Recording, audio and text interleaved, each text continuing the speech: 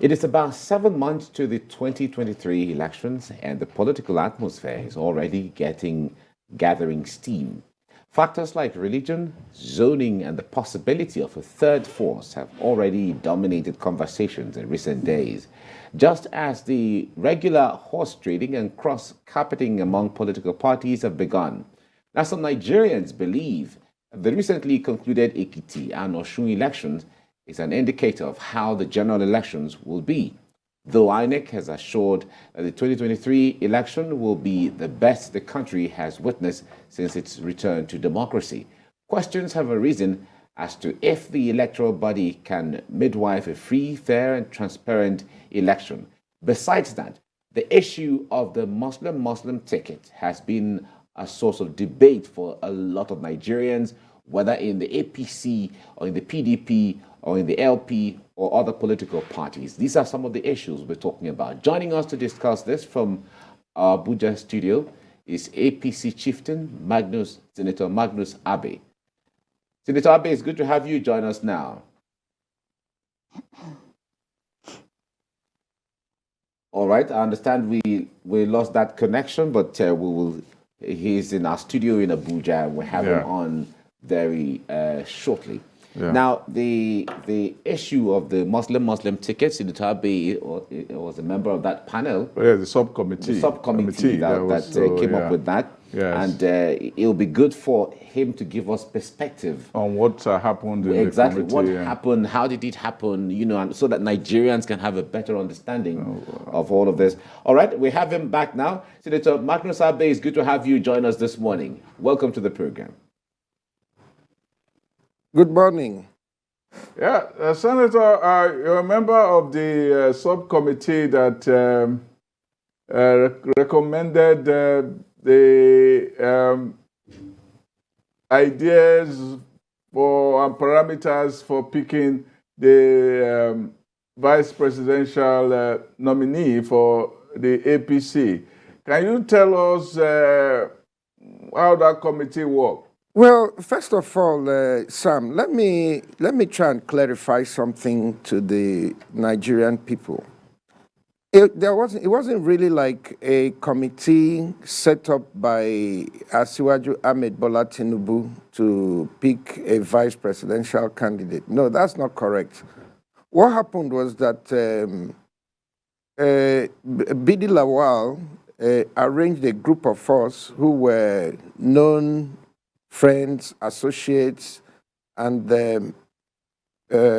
members of the Tinubu group before the primaries. And we were meeting as a kind of informal strategy group to review events and prepare notes on some of the situations for our principal. So it wasn't like Asiwaju set up a committee to go and pick a vice president. No, that's not correct. Neither did Asiwaju inaugurate this committee. That's also not correct. So it was a contribution that we were making to the campaign and to his progress and strategy. And of course, naturally, the issue of vice president was one of the priorities that we had to consider. And so we had a subcommittee look into that amongst other issues to make a presentation to the principal. At the end of the day, what we actually discussed in the subcommittee has somehow become an issue in the public. I don't think that is right.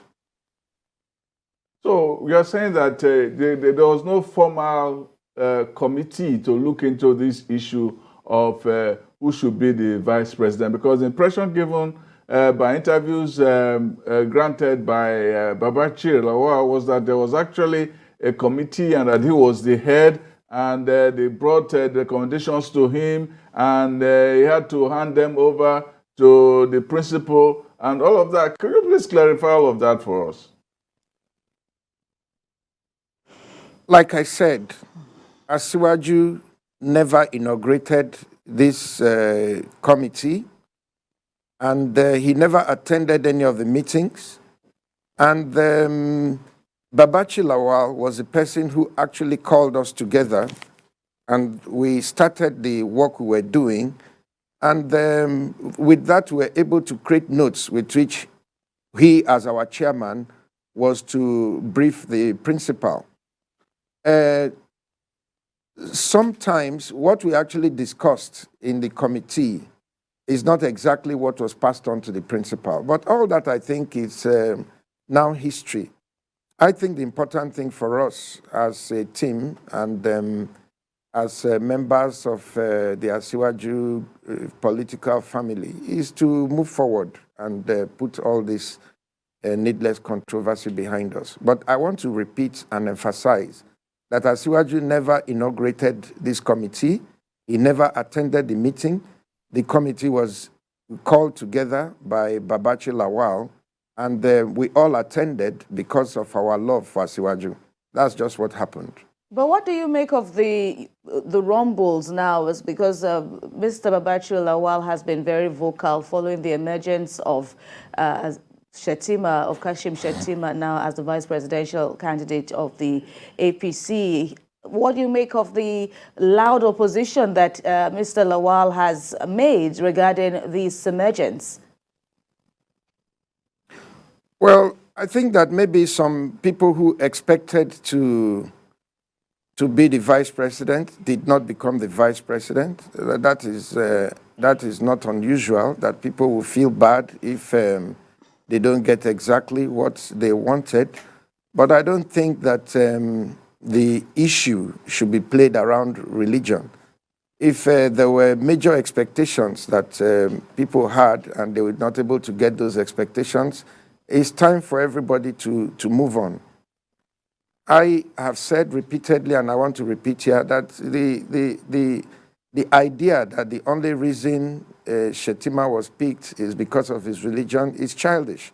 There are so many things that went into consideration, and that's why even the subcommittee where Babachi himself, even the committee where Babachi himself was a member, the first name that came up was Shettima, because everybody had an idea of his capacity, his role, his contribution, and his loyalty to what we were doing at that time. All right. Senator Abe, you mentioned earlier that some of the issues that were discussed at your committee or your meeting level were not the issues that were passed on to Asiwaju. Can you share with Nigerians so that maybe this will help clarify some of these perspectives or these issues? I think that we should begin to move beyond that point and face the real issues of the elections and the challenges facing the Nigerian people. I think that's what people are interested in. But yes, when the recommendations of the committee were made, what was read back to us as what was passed on to the principal was, to our principal, was totally in many ways different from what we had actually discussed at our meeting, what we brought to the main committee meeting. But before we got to the meeting, a different version has already been passed on to the principal, which reflected the personal biases of individuals. But I don't think that should be something of interest to the Nigerian people. I think what is important is that the presidential candidate has picked a vice president that is totally within his purview and constitutional authority as the candidate of his party. And so I don't think that people trying to second guess him and bring in sentiments in order to, would I say, scandalize his choice are in any way helpful to what we're doing. And particularly that is coming from those who were inside and had a foreknowledge of the likely direction and the reasons for that. I don't think that is fair politics. So, but I think we should put that behind us and let's move forward. Babachi Lawal said in an interview that Brent came to him with the decisions of the committee, and he sent Brent back, saying that he didn't agree with it. From what you have said, it looks like Babachi was trying to dictate to the committee, or he ignored the committee and passed on something else to the principal. That's the sense I'm getting from what you said. That's exactly what happened.